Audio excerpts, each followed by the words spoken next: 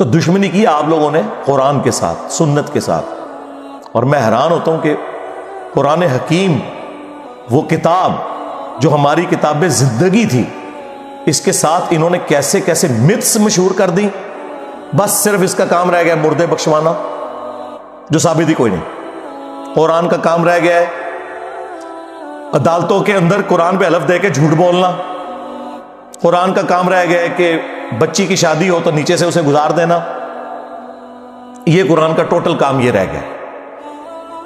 قرآن اس لیے نازل ہوا تھا یار، ایک غیر مسلم بھی آپ کو خط لکھے نا، امیگریشن کے کاغذ آ جائے نا فرینچ کے اندر، انگلش کے اندر، اور آپ کو یہ زبانیں نہ آتی ہوں تو 10 بندے ڈھونڈتے پھرتے ہیں کہ یار بتاؤ کیا لکھا ہوا ہے. اور اللہ کی کتاب کبھی اس کو ترجمے سے پڑھنے کی کوشش ہی نہیں کی، جبکہ ہر فرقے کا ترجمہ موجود ہے.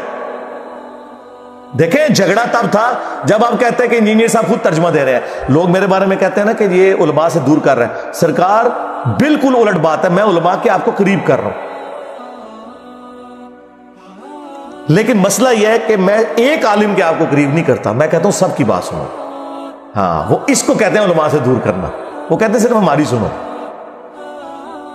کیا میں نے کبھی کسی کو کہا کہ آپ میرا قرآن کا لکھا ہوا ترجمہ پڑھیں؟ نہ میں نے کوئی لکھ کے آپ کو دیا.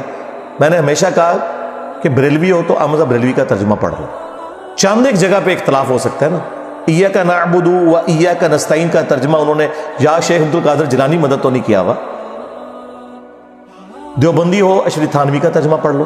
کون سا دنیا کا دیوبندی عالم ہے انکلوڈنگ تقی عثمانی صاحب کے جو یہ دعویٰ کرے کہ میں اشرف تھانوی سے بہتر قرآن جانتا ہوں؟ تو ہم تو کہتے ہیں کہ آپ ان بچوں سے نہ قرآن پڑھیں، ان کے بڑے بڑے ابوں سے پڑھیں.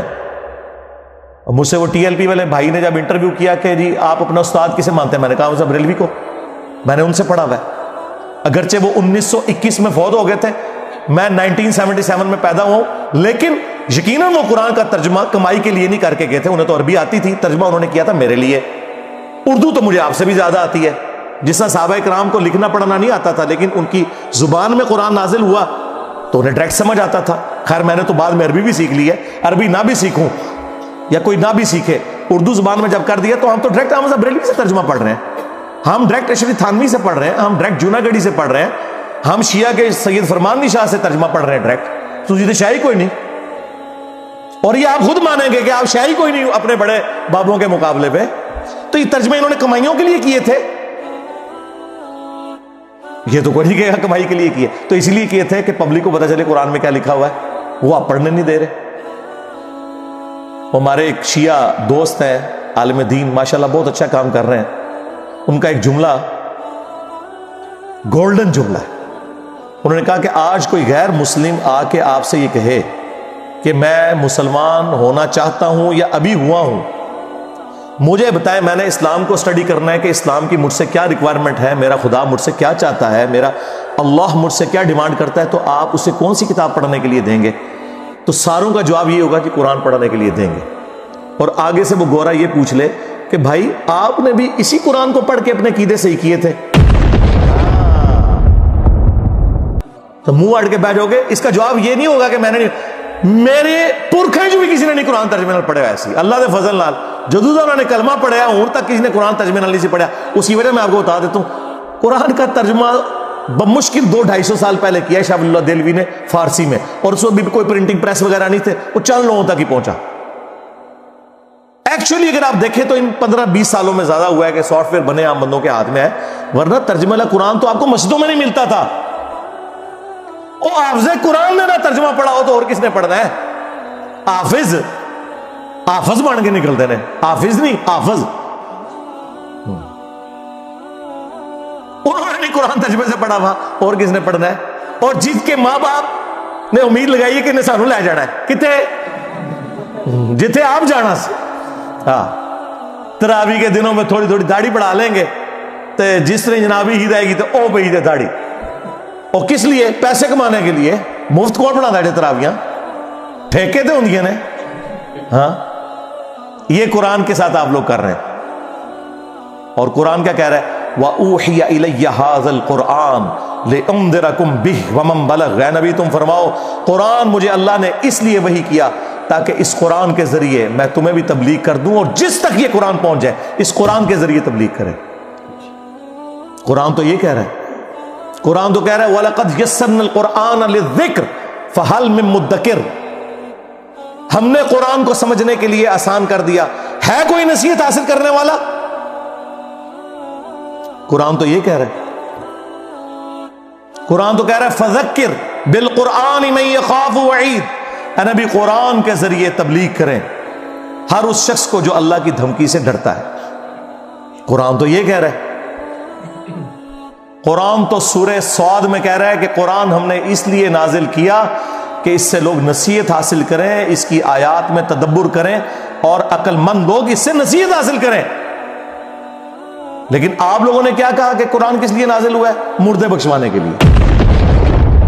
ہمارے محبوب صلی اللہ علیہ وآلہ وسلم کی پوری زندگی سینٹرڈ اراؤنڈ قرآن ہے، آپ کا انسٹرومنٹ آف دعوت قرآن ہے۔ وَأُوحِيَ إِلَيَّ هَذَا الْقُرْآنُ لِأُنذِرَكُم بِهِ وَمَن بَلَغَ، اے نبی تم فرماؤ قرآن مجھے اس لیے وحی کیا گیا تاکہ اس قرآن کے ذریعے میں تم تک بات پہنچاؤں جس تک بھی پہنچے۔ اور وہ دیکھیں کیسی پہنچائی ہے، صحیح مسلم میں یہ حدیث ہے، نبی علیہ السلام نے حجۃ الوداع کے موقع پر فرمایا تھا میں تم میں ایک چیز ایسی چھوڑ کے جا رہا ہوں جسے پکڑ لوگے کبھی گمراہ نہیں ہوگے، وہ اللہ کی کتاب ہے۔ اچھا، حجۃ الوداع کا جو خطبہ مسلم شریف میں آیا نا، اس میں صرف قرآن کا ذکر ہے، حدیث سنت کا ذکر نہیں ہے، کیونکہ سنت کو ماننا قرآن ہی کو تو ماننا ہے، قرآن نے نہیں کہا ہے نا من یطع الرسول فقد اطاع اللہ، جس نے رسول اللہ کی اطاعت کی اس نے اللہ کی اطاعت کی۔ ٹھیک ہے، ایک حسن درجے کی روایت ہے حاکم کے اندر، قرآن اور سنت دو چیزیں، لیکن حجۃ الوداع کا جو خطبہ مسلم شریف میں آیا اس میں صرف قرآن کا ذکر ہے، لیکن وہ لکھی رہ گئی مسلم میں حدیث، یہ حدیث مسلم شریف میں ہی لکھی رہ گئی کہ اللہ تعالیٰ اس قرآن کی وجہ سے قوموں کو عروج دے گا اور زوال دے گا۔ وہ زمانے میں معزز تھے مسلمان ہو کر اور تم خوار ہوئے تارک قرآن ہو کر۔ یہ مسلم شریف میں حدیث لکھی رہ گئی جی، یہ مسلم میں ہی لکھی رہ گئی حدیث، القرآن حجۃ لک او علیک، قرآن قیامت کے دن یا تو تیرے حق میں گواہی دے گا یا تیرے خلاف گواہی دے گا جی، اور وہ خلاف جو گواہی ہے وہ قرآن میں آ گئی ہے، وہ صرف قرآن نہیں، صاحب قرآن بھی۔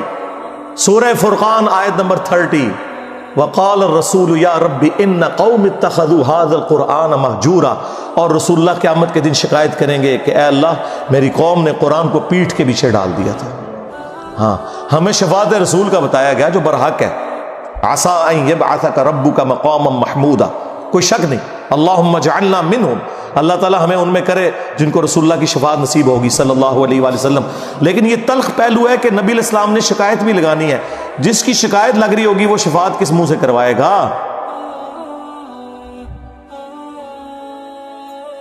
ہم کہہ رہے ہیں جو کچھ بھی ہے تیرے محبوب کی امت سے ہیں، اور محبوب پہلے ہی کہہ رہے ہیں کہ میں نے شکایت لگانی ہے جس نے قرآن کو چھوڑ دیا۔ محبوب تو رو رہے ہیں اس بات کے اوپر، بخاری اور مسلم دونوں میں حدیث ہے، عبداللہ ابن مسعود رضی اللہ تعالیٰ عنہ کہتے ہیں ایک دن نبی علیہ السلام ممبر پہ چڑھے اور میں آڈینس میں نیچے بیٹھا ہوا تھا، تو رسول اللہ نے کہا عبداللہ ہمارے قریب آؤ، میں قریب گیا، کہا عبداللہ ہمیں قرآن سناؤ۔ ان کا یا رسول اللہ قرآن تو آپ پہ نازل ہوا ہے۔ آپ نے فرمایا کہ مجھے دوسروں سے سن کے لطف آتا ہے۔ تو عبداللہ ابن مسعود کہتے ہیں کہ میں قرآن حکیم پڑھنا شروع کیا اور سورہ نساء کی میں نے تلاوت شروع کی۔ آپ شوق دیکھیں کہ سورہ نساء شروع کی انہوں نے 40 آیات پڑھ دی، نبی علیہ السلام ممبر پہ بیٹھے ہوئے ہیں اور وہ نیچے قرآن تلاوت کر رہے ہیں اور حضور اس کا لطف اٹھا رہے ہیں۔ اور جب آیت نمبر 41 پہ پہنچے نا، فَكَيْفَ إِذَا جِئْنَا مِن كُلِّ أُمَّةٍ بِشَهِيدٍ، وہ کیسا دردناک وقت ہوگا قیامت کا کہ جب ہم ہر امت میں سے ایک گواہ کو اس امت کے پیغمبر کو اٹھائیں گے، کس لیے کہ بتائے کہ اس نے دعوت کا کام کیا تو اس کے اگینسٹ اس کی امت نے کیسا رسپانس کیا۔ وَجِئْنَا بِكَ عَلَىٰ هَٰؤُلَاءِ شَهِيدًا، اور اے محبوب صلی اللہ علیہ وآلہ وسلم ہم آپ کو گواہ بنا کر اٹھائیں گے ان کے اوپر، جن میں آپ کو مبعوث کیا گیا. بس یہ آیت سننی تھی. امت تو کہتی ہے جو کچھ بھی ہے محبوب کی امت سے ہے. اور محبوب کیا فرما رہے ہیں؟ عبداللہ بس کرو، عبداللہ بس کرو.